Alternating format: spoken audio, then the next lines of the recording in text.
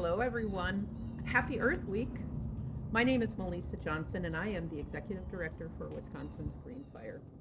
At this very moment, I am sitting right in the middle of Schmeekley Reserve, a beautiful wildlife and nature preserve right in Stevens Point and adjacent to UWSP.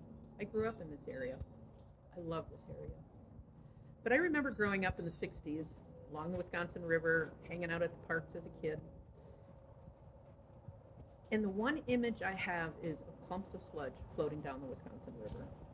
And one day I remember thinking, my friends were on the other side of the river, and I thought, well, rather than going around to the bridge, if only I could just hopscotch across all those clumps of sludge, basically sewage, floating down the river to get to the other side.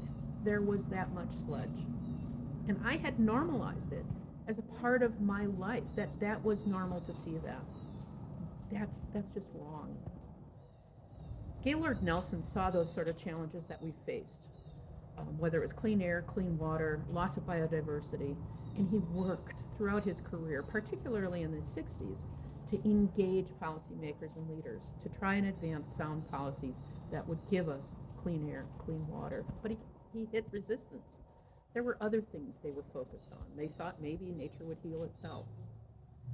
And then he sat back and he went, wait a minute. Those leaders in Washington, D.C. aren't the real leaders.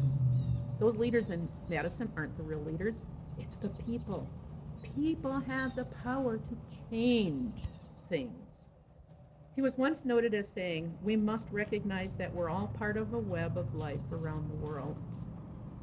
He recognized that people created that web, and that web would advance the policies necessary to give us clean air and clean water, and hence the birth of the first Earth Day, where Gaylord Nelson said, you, people, help me. Let's build that future. And as a result, we built sound policies throughout the 70s and 80s that gave us that clean air and water. We are still working on it today. Wisconsin's Green Fire is a science-based organization filled with subject matter experts who do the research necessary to continue to advance policy to protect the environment and our natural resources. But you don't have to be a scientist or a researcher or a professor or a regulator at DNR. You just need to be you. You're part of that web.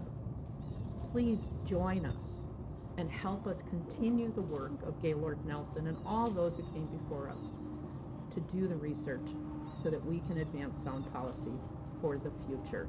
Please visit wigreenfire.org and donate today. Thank you.